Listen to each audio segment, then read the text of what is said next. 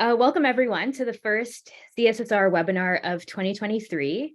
My name is Sabine. I'm a doctoral candidate in the Joint Laurier-Waterloo PhD program, Religious Diversity in North America. I'm also the CSSR digital coordinator and your host for today's webinar. I'm glad all of you could join us today. To start, I'll offer a territory and land acknowledgement. I acknowledge that I reside on the traditional territory of the neutral Anishinaabe and Haudenosaunee peoples on what is the Haldeman Tract, the land promised to the Six Nations that includes 10 kilometers on each side of the Grand River. The earth under our feet sustains us, whether we are natives, visitors, and even if we are uninvited settlers. It has been stewarded, loved, and mourned for millions of years. We are all connected by the water, the land, and the air. I also acknowledge that this statement is only a small step in the process of reconciliation and understand that decolonization requires a deep non-attachment and collective systemic change. So for today's webinar, our guest, Merin Shobhana Xavier, will be discussing her upcoming book with the University of Toronto Press, The Dervishes of the North, Rumi, Whirling, and the Making of Sufism in Canada. Merin Shobhana Xavier is an assistant professor of religion and diaspora in the School of Religion at Queen's University. She thinks and writes about Sufism in the United States, Canada, and Sri Lanka. She is the author of Sacred Spaces and Transnational Networks in American Sufism with Bloomsbury Press, and co-author of Contemporary Sufism, Piety, Politics, and Popular Culture with Routledge. She has also been working on a long-term project on Sufi shrines in Sri Lanka and the growing anti-Muslim violence and anti-Sufism. Some of this initial research has been published in the Routledge Handbook on Islam in Asia and the Canopy Forum on the Interactions of Law and Religion. Finally, she is the co-host of the podcast series, New Books in Islamic Studies. Thank you, Shobhana, for being here today. Shobhana will provide a 30-minute presentation. We ask that you remain muted during the presentation as it is being recorded. The chat feature will be open throughout, so you can share anytime you'd like. The presentation will be followed by a 20 to 30-minute Q&A with the author. During the Q&A, you can ask your questions in the chat or raise your virtual hand, and we'll call on you to unmute your mic and ask your question. A reminder that this webinar is being recorded and will be available on our YouTube channel, along with other recordings of our webinar series for your viewing. We encourage you to like and share this series with your students and friends. Shobhana, I'll pass it over to you.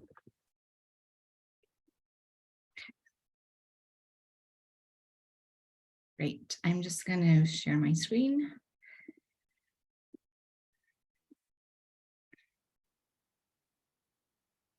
Sabine, can you see it?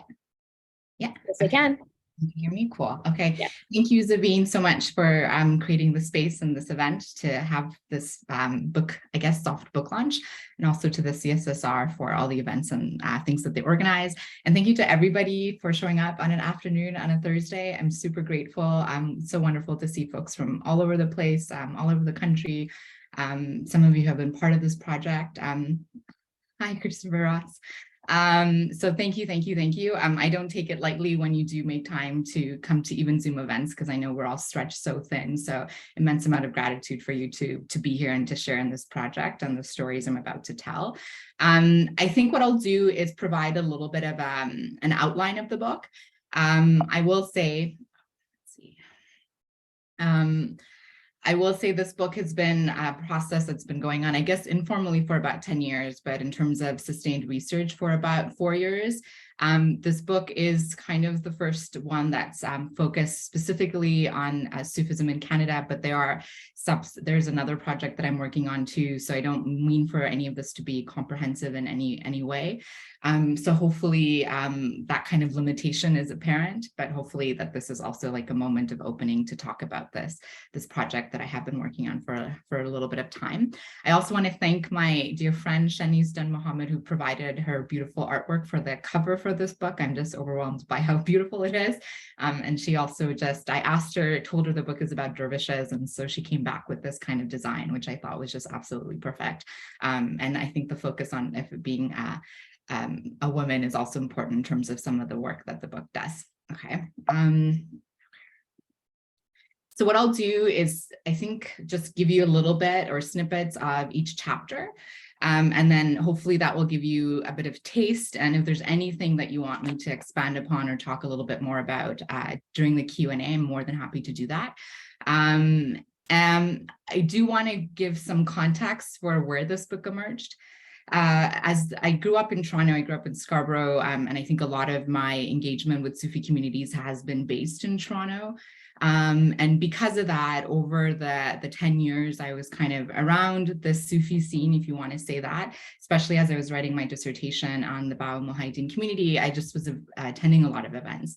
And in the process of attending a lot of events, I did see a lot of cultural events that were framed around the Whirling Dervish, and particularly music that perhaps had some overlap to Sufism. But the Whirling Dervish tended to have this presence. And I think in the last few years, I noticed particularly that that has become associated with a cultural phenomena. So for example, recently I saw that there was an ad for tourism in Ontario with the Whirling Dervish on it, and I thought that was quite peculiar.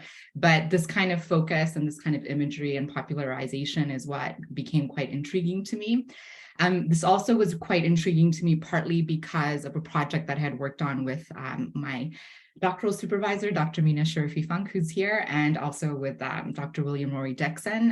In our contemporary Sufism book, we did a lot of mapping, and one of the things we looked at particularly was the popularization of Rumi, and we mapped it from kind of a historical point when historically maybe during colonialism, because of imperial contact, a lot of Orientalists were really gravitating towards Persian poetry. And therefore were coming into contact with Muslim cultures and had particular ideas about what Islam was and perhaps how Sufism was separate from that. And so in that mapping process for that project that we were working on collaboratively, Rumi became something that we talked about a lot and thought about a lot. And so the work from there was still present and resonant with me as I was continuing to kind of be present and seeing the exposure or popularization of Rumi, particularly in popular culture. I think, from a social media context to, things that were happening in terms of music or just even the social capital, I think, in the broader spiritual but not religious community.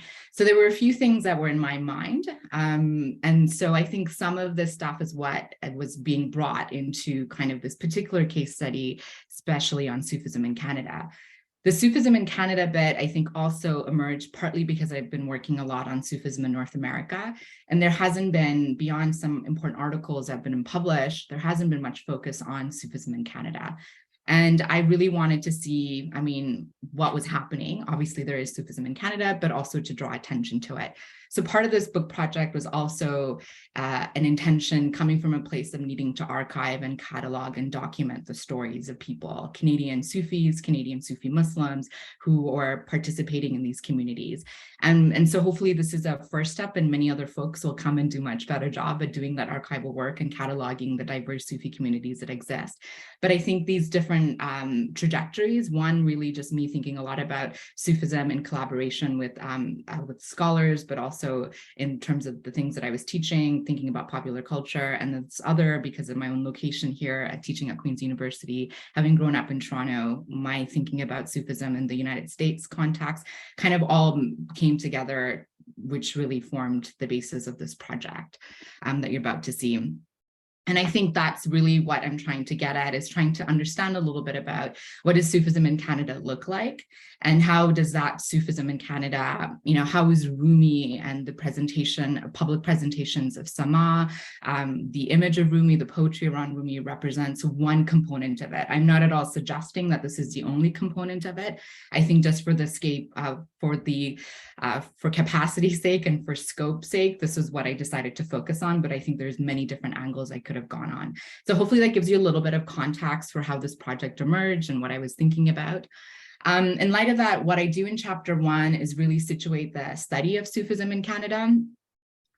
And I do this in kind of 2 ways. I have my tendency when approaching Sufism generally as a topic, as an idea, from a scholarly perspective, at least an academic perspective, is that I tend to have quite a capacious approach to Sufism, in that my thinking about Sufism in the global West and North America and the diaspora context, and I think this argument could also be made in kind of classical Sufism as well and pre-modern Sufism, is that it has existed in many forms in many ways.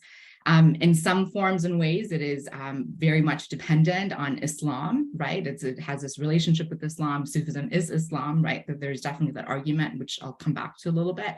But there has also been experiences of Sufism that have made it into kind of cultural practices, perhaps something that has transcended the practice of Islamic law, right? Which makes it a little bit complicated. So there's these kind of universal tendencies, but there's also these particularistic tendencies as well. So I'm aware of that in both kind of a historical context, but I'm also very sensitive to that in the contemporary moment and the way that it's practiced. So because of that, what it means is that when I think about Sufism, I'm thinking about it perhaps in the context of, let's say, Muslim diaspora communities, right? Be it in the United States, be it in Canada, but I'm also thinking about it how Sufism is not only contained within religious practices and within ritual capacities, but beyond it. And so this is where it's seeping into what I call in this book, popular spirituality. And here I'm alluding really to things of, individuals who may be spiritual but not religious, coming from non-Muslim backgrounds, or having a tendency towards a universal approach to Sufism.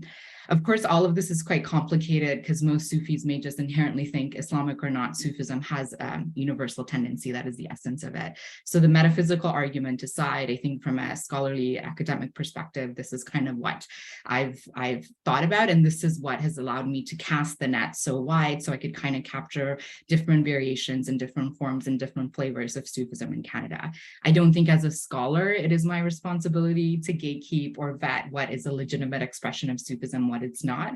Rather, what I tend to do, because I am an ethnographer at the end of the day, is to see how my interlocutors and the people that I'm in conversation and community with are telling me how they think about Sufism. And then therefore I bring that to this book and try to contextualize it as much as I can.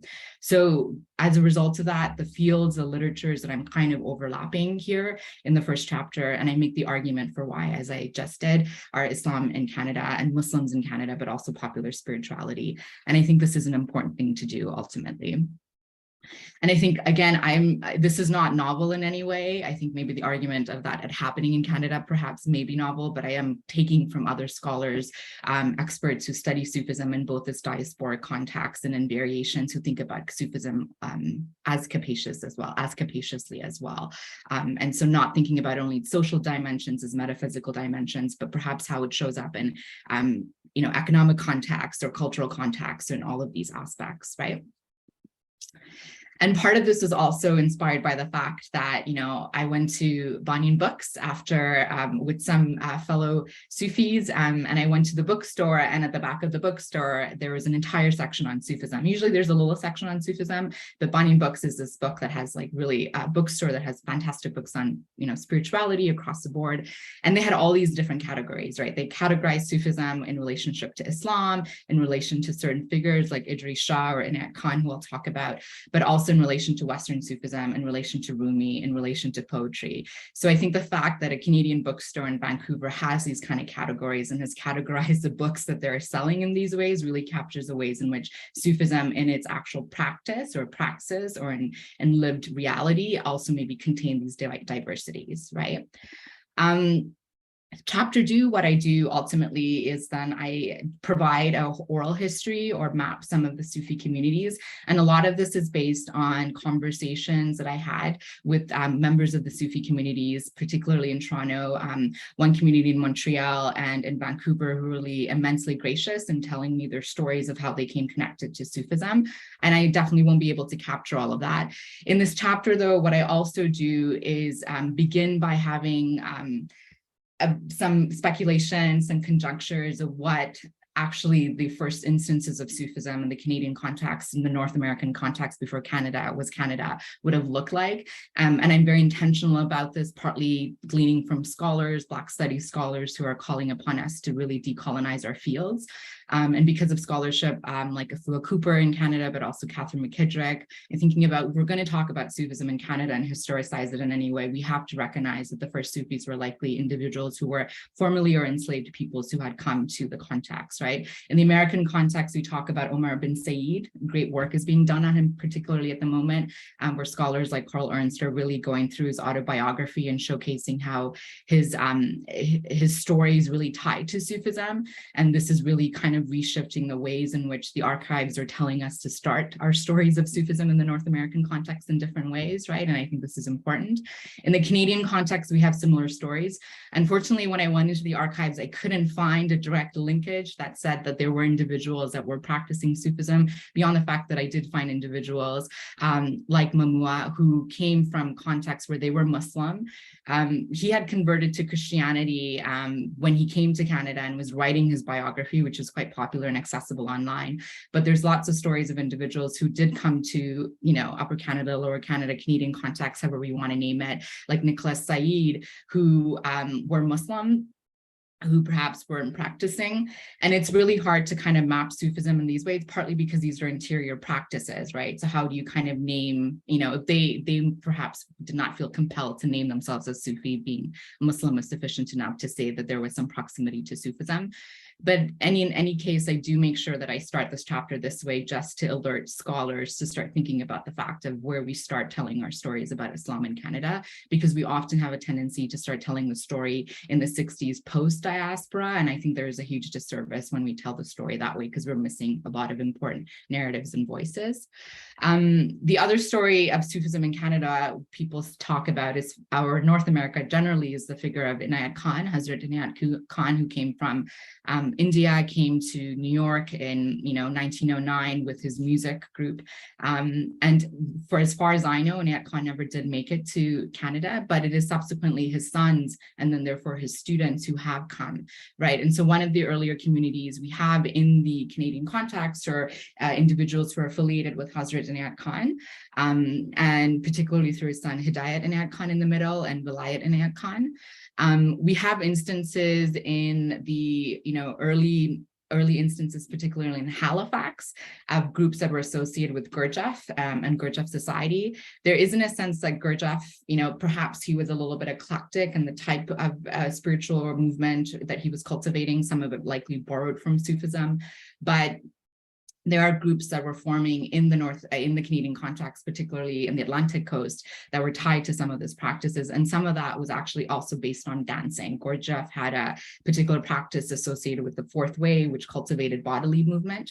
So it's interesting to note that even early on, before the arrival of diasporic Muslim communities, there is popular practices of Sufism across from the east to the west with Sufi communities. A lot of these are transmitted to through students or disciples. And a lot of the practitioners are non-Muslims, right? One of the individuals I focus specifically on is Rashad Field. He's a very interesting character, and I think his story really solidifies, or is important to think about, how the practice of turning becomes really important in the Canadian context that I do end up mapping. So I go on and talking about Rashad Field. I map some of the broader communities in this chapter as well.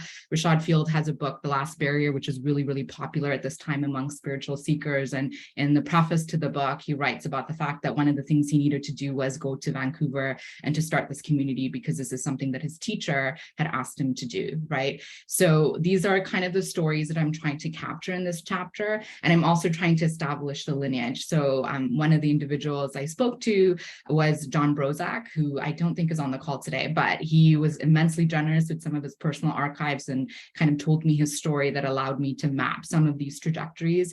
So Rashad Fields and John Brozak had connected, and it was John who helped kind of, host the first meeting, which took place at the YMCA in 1973 in Vancouver. And there were 3 people, John told me, at this event, and one happened to be a hitchhiker that they had picked up along the way. So really just 2 people and somebody else, right? So I think these stories are really fabulous, and these are some of the stories that show up in this chapter in terms of how are some of the organizing happening. And I think this particular community I end up spending a lot of time with, partly because this is a lineage that also gets tied to a figure, a Turkish teacher who becomes very important in the American context, but also the Canadian context, by the name of Suleiman Loris. So Loris, is somebody who's also instituting and teaching the practice of turning. And so I set this up as a way to get to kind of three important figures that I speak about: Rakib Brian Burke, Samazan Bashi, Shamsal Haq Farzad Atra Jaffrey, and Tawhida Tanya Evanson. And I think Tawhida is on the call today as well. So thank you so much for being here. So their stories are stories that I come back to quite a bit, partly because these are individuals who are Samazans or Whirling Dervishes. And this is a practice that I focus on after having set up the scene a little bit. Because one of the things I want to do is try to figure out, well, how are certain practices unfolding in the Canadian context? I do set up some diasporic Sufi communities that are also tapping into kind of Rumi broadly. And I provide some historical context. So I think at the University of Toronto, there was a professor, Dr. Mirza Qadir Beg, who was a professor of Islamic studies. And he was one of the first teachers who was slowly getting students who are interested in the practice, coming to him, and he slowly started a group, right? And really lots of amazing stories, lots of things that we're able to capture in this chapter that I'm not able to go through, but I do map different lineages, such as the Drahi order or the Naqshbandi order in this chapter as well. And I could go back and talk about any of these if you have more questions about it.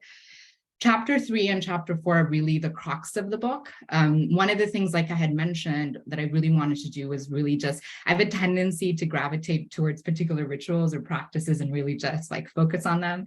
I did that in my previous book with Sacred Spaces. And in this book, it kind of just came out in the form of this one ritual, the Sama practice. And I just was really gravitating towards individuals who were masters of it, and having spent time with their communities, trying to learn about these practices and how they're unfolding. So chapter 3 kind of maps this particular practice in terms of its private context in some way. And I know that's hard to like restrict and say this is private, this is public, and I'm using it very loosely, but I'm essentially looking at how this practice of Sama, this practice that classical scholars have debated about, talked about, really had lots of feelings about, that need to take place at a right time, at a right place, within right companies, unfolding in kind of a Canadian context, and how that is unfolding in that context. Some of this really gets into debates about, music. Are you allowed to have music? What are the issues of music? How is poetry supposed to be used as well? So lots of different debates that are coming up in this context. But ultimately, this ritual of Sama, this ritual of sacred listening, is what I'm really kind of gravitating towards, because that's what I've been seeing in my fieldwork a lot, right? So I contextualize it in the classical context, like how is Rumi talking about it, right? What are some poetic traditions that he's writing about it? What are classical theologians saying about this ritual practice and their debates about this, right? And so of course this has a huge place in Sufi classical tradition, but shifting from that, ways in which that's being talked about in the text, I'm really interested in thinking about how it was unfolding in the Canadian context. So Rakib Brian Burke, who's an important figure that I talk about a lot in the book, is one teacher who learned a lot from Rashad Field and also Suleiman Loras, and he has now transmitted it to a second generation of students. And so I try to tell his story in terms of how he approached the practice. How did he learn about it? It was really interesting to learn that, most of the times that they didn't always know what they were doing because they were looking through photo books, or they were trying to learn this practice, right, in Vancouver. And they were really focused on the feeling of it. How does it feel? How does, what is the state that they're trying to achieve? And I think Rakib ultimately is one of the important teachers in the Canadian context who has transmitted this practice. And so spotlighting him for me in this book was important. And I do make sure that I share his kind of perspectives, his kind of voices. But then I also take it and see who are the students of Rakib. So Tawhida Tanya Evanson is in her community, Sama Space in Montreal is one example. I spent a lot of time with Tawhida trying to learn about this practice from her perspective. And for her, I think the practice of Sama, which is really tied to the idea of zikr, which is of recollecting, remembrance, was really, really important. So these are kind of the ways in which this chapter is unfolding, is to try to showcase, well, what are these practices meaning for the contemporary context and sacred communities that are unfolding. And again, making sure that I center the voices of the individuals, interlocutors that I spoke with and learned a lot about in this practice. So this becomes one, right? For instance, with Tawhida's perspective of remembrance as being quite important in this context. Another practice is the death anniversary, the Shabia Rus. I also mapped this a little bit and mapped this in different communities in Vancouver and Toronto and Montreal as well, amongst the teachers that I was learning from and learning about this practice from. In contrast to chapter 3, what chapter 4 does is kind of capture the popular aspect of it, the consumptive aspect of it. I think this is a chapter that I needed to get out of my system, because, you know, when you write a book, there's like a thing that you're grappling with and struggling with. And this was a chapter. As I was writing it, I was like, oh, I'm writing this whole book because I needed to get this out of my system.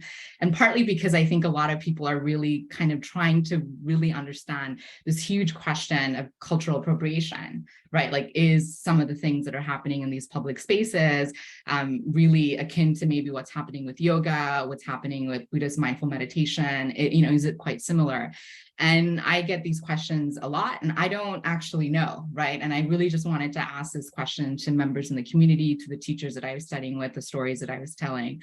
You know, a lot of this is around with figures like Coleman Barks and things like that. You know, is he doing legitimate translations of Rumi? Are these appropriative, or they're not appropriative? And again, I'm not here to gatekeep in any way, but I was trying to figure out, well, what is a way through looking at all the complexities of this, right?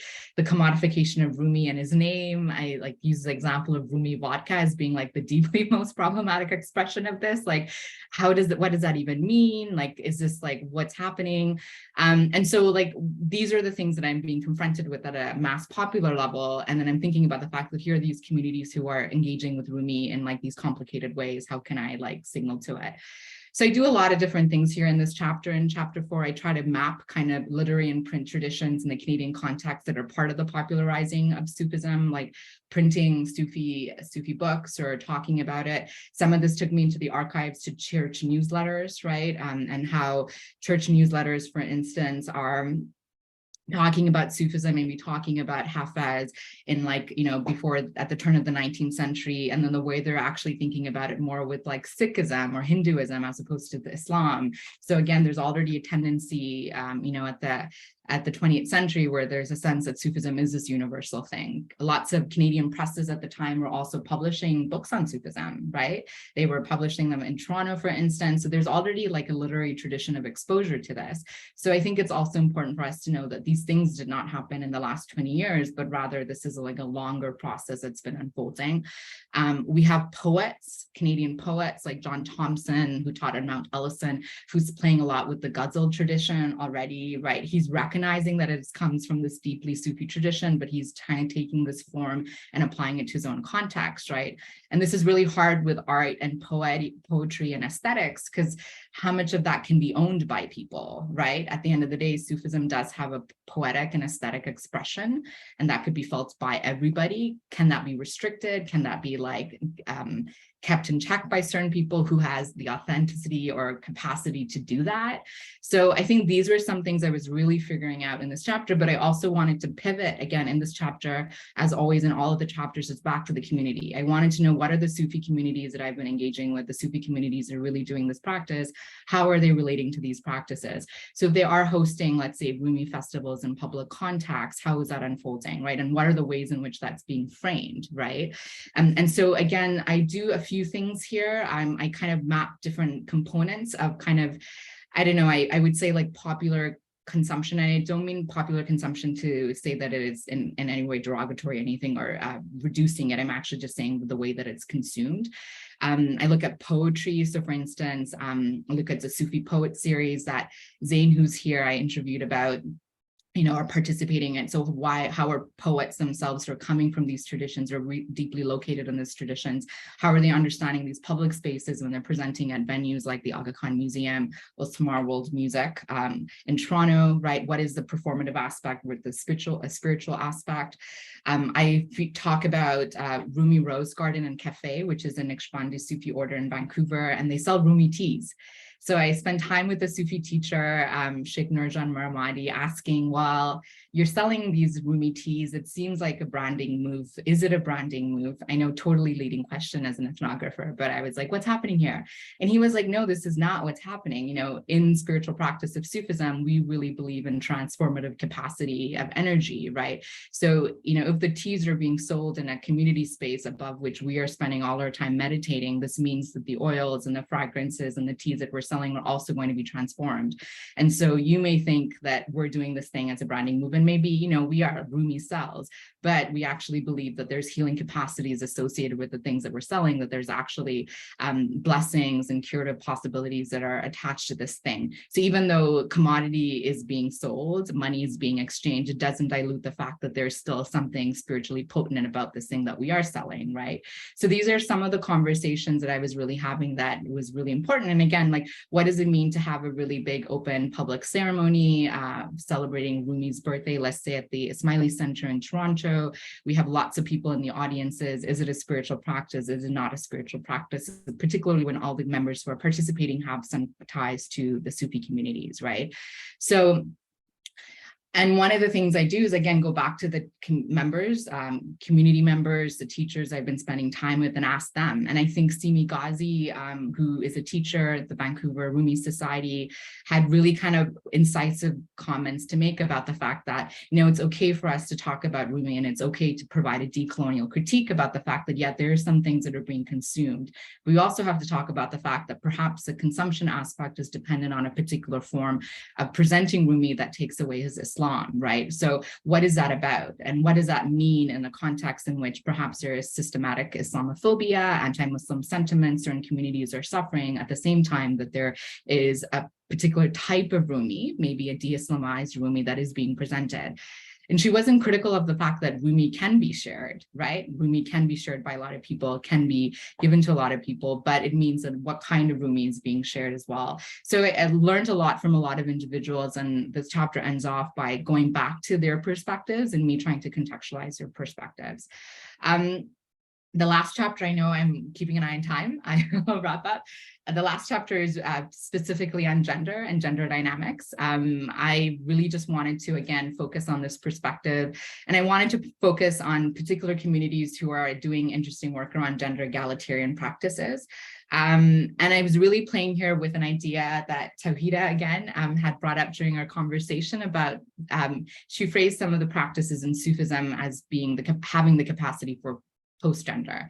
And so this wording, this beautiful gift, Tawhida, that you gave me during our conversation really kind of resonated with me. And this chapter is really built around processing what this post-gender reality of Sufism can be, and what does that look like. And I do that by spotlighting different Sufi teachers who are women particularly. So I spotlight Sufi teachers, particularly Aida Hussein and Simi Ghazi, to tell their stories, again, as a cataloging process for me to make sure that I archive the stories of Sufi women.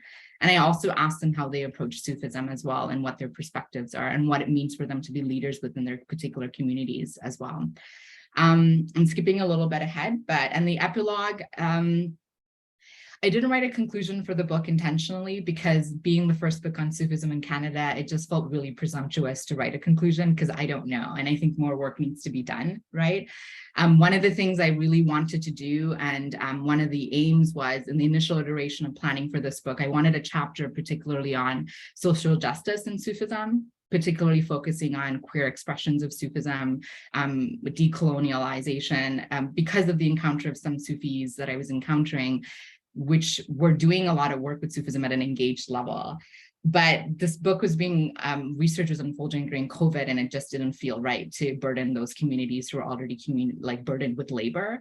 And so some of the things that I was thinking about in terms of kind of decolonial approaches to Sufism or engaged Sufism is stuff that I kind of use here, but I don't use it as a conclusion, but rather as suggesting a trajectory of what future studies of Sufism can be. And I hope that myself or other scholars can pick up that labor and do that, because unfortunately it's not something that I was able to do at that time. So that was a really quick foray into the book. I'll stop sharing my screen, and I'm so happy to talk about anything or go back to things. And I think there's some wonderful folks here who may be better positioned to talk about some things as well. So thank you all. Hey, thank you so much for your presentation. That was great. Let's open it up to Q&A from the audience. If you have any questions, you want to raise your hand, you can put them in the chat, and we can go from there.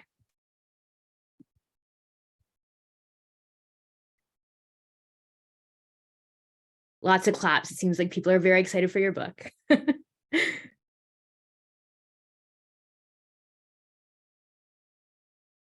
there any questions from the audience at this moment? If not, I'll ask one, because I have so many. Oh, Gustavo, go ahead. Okay, so I was curious to know about the protagonism of women in Sufism in Canada. Is it similar to what happens in yoga circles or other communities? Or how do you see the protagonism of women among the Sufis in Canada? By protagonism, do you mean like the inclusion or lack of inclusion? Is that what you mean? The ability to participate, to Okay. lead, to Yeah. take important roles within the community. Mm. Yeah. So I think one of the things I do in chapter 5 is really map out some of the historical ways in which Sufi women and leadership has unfolded in classical Sufism and pre-modern Sufism. And I think there's a bit of a consensus among a lot of scholars to look at it that say that it's quite ambiguous in the sense that though there is metaphysical capacity and opportunity to say that ultimately your soul is something that is not gendered, that anybody could have access to rituals and practices, social, political, cultural dynamics have presented limitations for the ways in which the soul is genderless, but the body is gendered, right? And so a lot of the critique would be like, it's the social dynamics or political dynamics in historical context that have resulted in the limitations for women having access. But despite that, women have had access and women can be on the path, because to be on the path is to be nothing, and being nothing means not also having a gender, right? So there's like this kind of play. And I think this is why Tawhida's framing of post-gender was something that I really wanted to think about, because I wanted to think about that in the contemporary context in Canada as well. So there are Sufi communities in the Canadian context that perhaps have gender segregated practices. Maybe during zikr or prayer time, men and women are separate. The Canadian Institute for Sufi Studies, Rafai Studies, that I showed a quick picture of, they're a community with Murat Koskan who does not have gender segregation, and they're also a queer affirming community. But what's really interesting about that community is they're a community that gets a lot of flack for it, right? And he, in an interview with me, had said, you know, if we were some new age Sufi group, this wouldn't be a problem, but we're a Muslim Sufi group, and the fact that we have gender egalitarianism and we're queer affirming seems to present other people questioning our legitimacy as an authentic group, right? So this is what I'm kind of playing with, is like how much of like a particular universalism or like a framing of that community allows them to negotiate their gender norms. Whereas Aida Hussein and Simi Ghazi, who I feature in the chapter and have profiles of them, they're communities who lead, right? They lead prayers, they lead the dhikr, they do all of that. So there's a variation ultimately. There are communities that perhaps have gender restrictions, at least in ritual context. There are communities that are very affirming in terms of inclusion. There are also communities that have leaders who are women, right? And I've named some of that in the context of this class, yeah, in this talk. Thank you very much. We have some great questions in the chat, so I'll read them out. Which institutional archives did you visit, if any, or were they mostly personal archives? Some of them were personal. So individuals in Vancouver, especially John Brozak, other people, Majid Bol is another teacher. He just had all the things around him. So during our interviews, he was really lovely. He would just like walk over to a shelf and pick up things and be like, here, you should take a picture of this. So I think people just have really wonderful archives in their homes that they were willing to share with me and really show off, which is fabulous. Others, lots of things are digitized. So when I was looking for examples of early writings by formerly enslaved folks, for instance, places like UNC, South Carolina have wonderful digital archives. And even though they're American-based centers, they have archives of Canadians as well, right? And so I would go through those digitized archives. And I do footnote all of them in the book, because I do think people who are historians, I'm not a historian, that's definitely a limitation of mine, can perhaps do a better job in sitting with those archives than I did. And yeah, a lot of things like with the Canadian church newspapers, a lot of those things are just archived. And so I've never done archival research in this way beyond engaging with personal archives of people who just want to share them with me. So I just spent a lot of time online. And this was also done a lot during COVID too, right? So I would go to the digital archives and it's like Ottawa or the church newspapers, go through my Queen's University library and see what I could find. And I would often put variations of Sufi, because I couldn't just put Sufi. Historically, like Orientalists could have spelt it with Soofi or something. So I would just have to play with different variations of Sufi or Rumi and see if anything kind of popped up. And that's kind of the way that I found some of these things, right? And this is why I'm not a Elisa, you're a much better like archivist. This is your specialty, so you probably would have done a much better job than I did in looking for some of these things. But yeah. Okay, another question. Are you only looking at communities that explicitly call themselves Sufi, or did you look at groups that may be practicing Sufi meditations and other rituals, but don't call themselves Sufi? Yeah, I think so one of the things I did was I started in Toronto, and I started with a dear friend, Farzad, Farzad Tar Jafri. He also goes by Al Shams Haq. And so we've known each other for 10 years. And so I really talked to him a lot about the project. And he's also featured a lot in the project. And it was through him that I connected with Tawhida, with him that I connected with Rakib. And so I think part of it was like a snowballing effect of the people who are connected with some of the people that I was connected with led me to these different places. The other reason that honestly, like the project was becoming too big. And so I think if I went the route of just like tapping into everybody and like going into even more of the context of maybe small groups that are like maybe not institutionalized in any particular way that are doing practices, that would have taken me into a whole other direction. And I think it's out there. I think because I was trying to figure out people who are tapping into these public rituals, like who are the people that are doing these events at the Aga Khan Museum, who are these people that are doing the practice of Sama in their private communities, let's say on certain days of the week or whatever. Those are the communities that I ended up focusing on.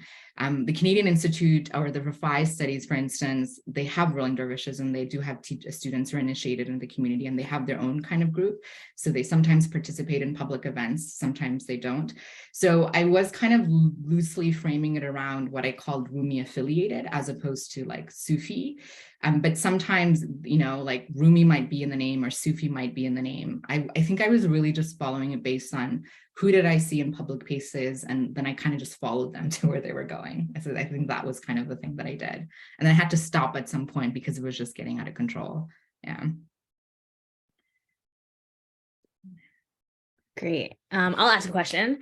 So in your first book, you talk about regionalism and Sufism in a particular way in Philadelphia, and now you're talking about Sufism in a different region in Canada. And I'm wondering if there is a comparison to be made between how Sufism plays out in different regions, or is there a regional Sufism that we have to keep in mind?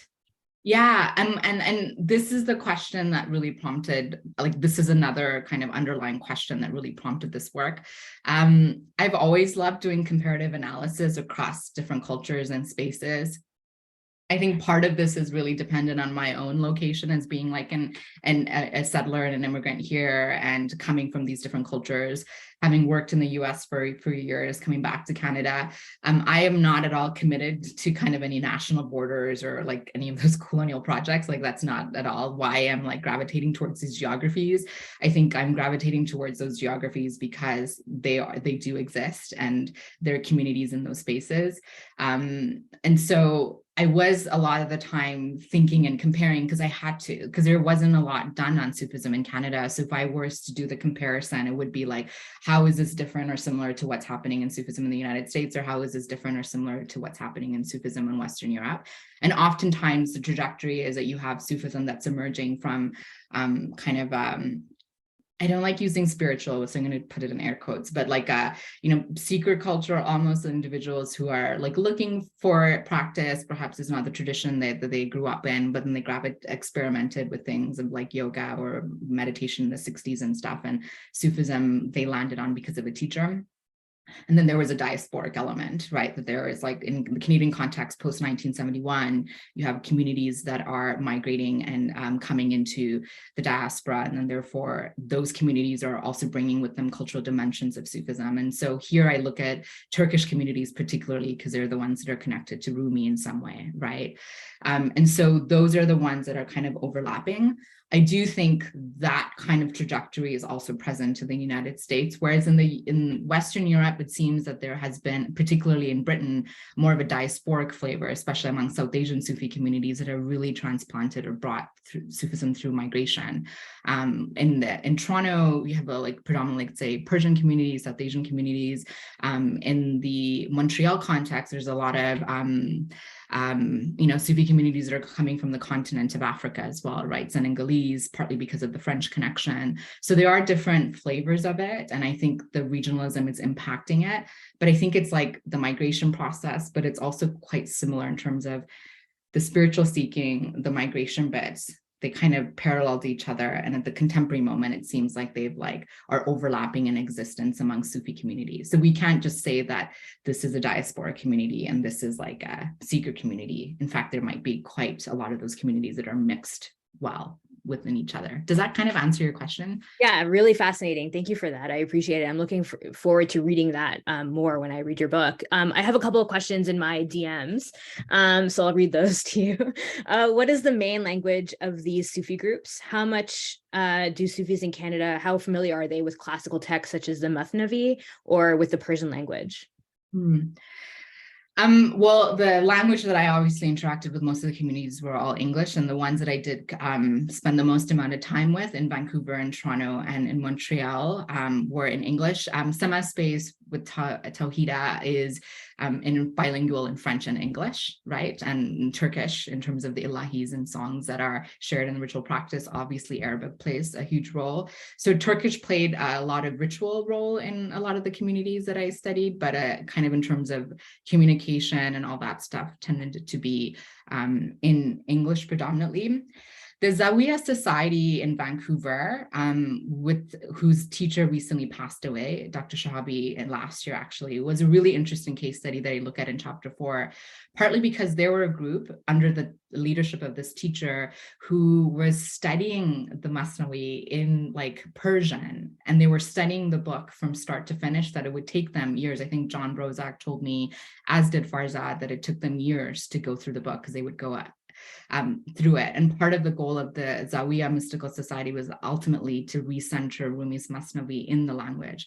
There was so much interest in it that they created an English class as well. So they would do a class in Persian and they would do a class in English, and people would come and study. And a lot of the Sufis in Vancouver were studying with it, with this teacher, learning the text and studying the text intently, which I think really is a counteract to the way that we think about how Sufism is being, or Rumi is being experienced in our contemporary moment, in these Instagram or meme ways, that there is an interesting response as a let's go back to the text, let's study the text. And here's this one community in Vancouver that was really intent on doing it, so much so that they were saying, let's also do it in English because we want to focus on the text. So that was the one group, but all of the communities in some way did focus on the text. But it might be that for instance, in some groups, you're sitting together for zikr, or you're about to start sama. And one of the ways that you might do it is there might be books, Rumi books, and it could be very different ones. Some of them could have been Coleman Barks, others could be other translations of other teachers. You open it, and usually in English, you would kind of read whatever the passage that's been opened and you share it. So that was a tendency in terms of a focus on it. And the poets also were, Zain, Xavier, and Shanice also were drawing a lot from South Asian traditions as well, because those were cultural traditions that they were coming from. And so that informed a lot of their Sufi poetry practices. Yeah. Great, thank you. I see Gustavo has his hand up. Do you want to go ahead? Yes, Shobhana, among those who come not from Islamic communities, but let's say the seekers or spiritual but not religious, when we look at the yoga groups or meditation, it's very common to see that people are mostly looking for the practice, and secondarily, they may be interested in the philosophy, the worldview behind that. No?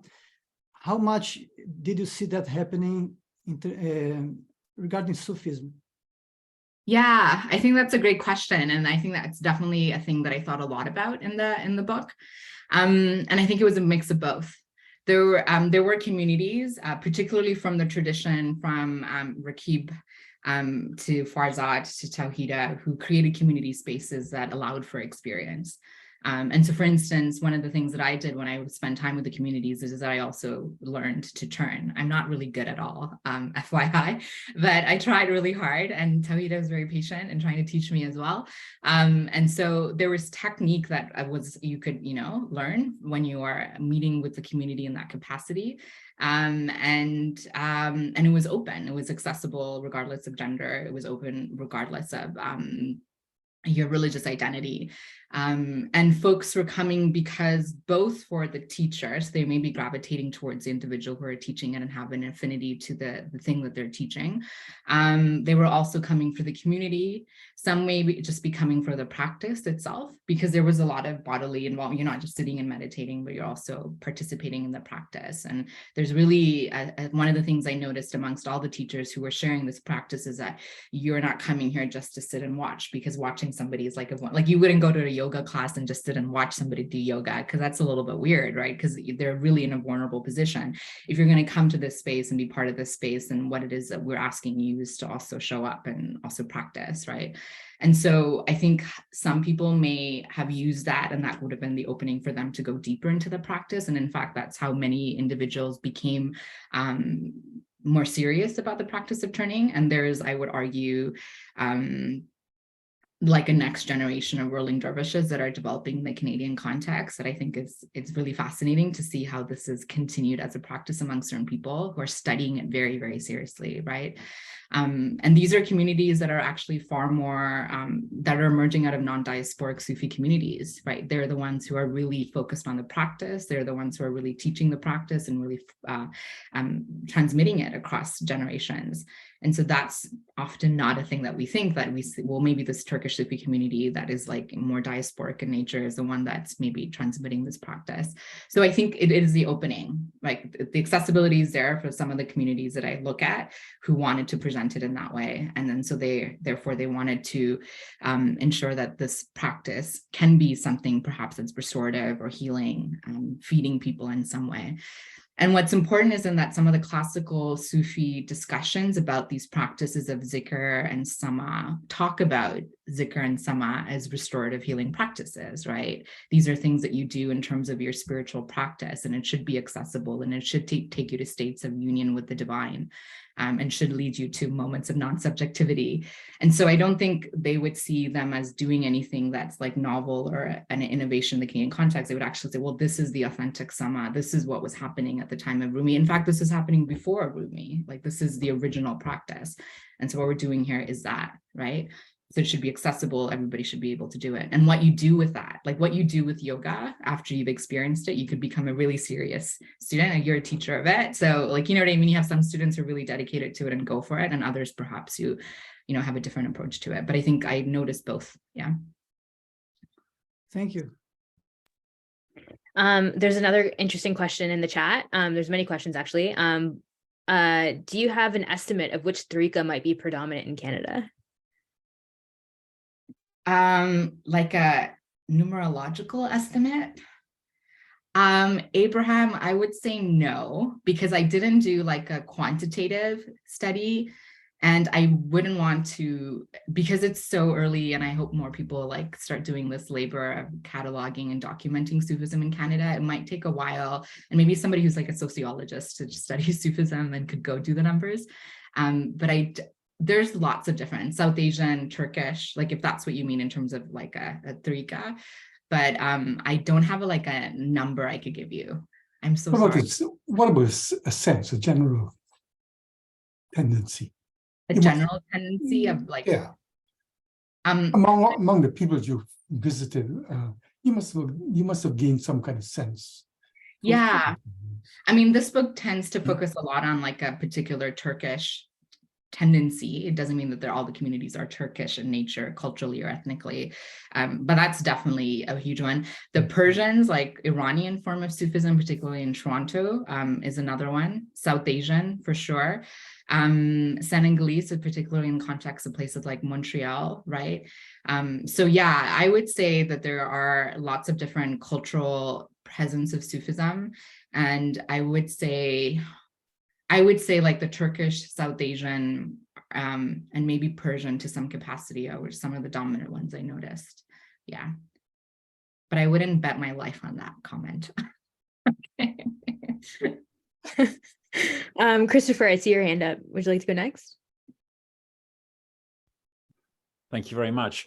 I was interested, Shobhana, in the main epithet for sama, if I'm pronouncing that right, as sacred listening. Mm. And I wondered, I have some experience and interest in the diamond heart approach, which is an amalgam of Sufism, Buddhism, and a psychoanalytic way of understanding people. And their reference is made to three centers of knowing: head, heart, and gut, or belly. And I'm wondering whether there are any instructions, implicit or explicit, in how you listen sacredly. Yeah, thank you, Dr. Ross, for that question. It's nice to see you. You listen with your heart, is what I could say. Yeah, right. Yeah. The seat of listening, and yeah. So the ear of your heart is exactly the phrasing. Yeah. Beautiful. The ear of your heart. Yeah. Yeah. Good. If I got that right, I'm like looking to Tawhida. Yeah.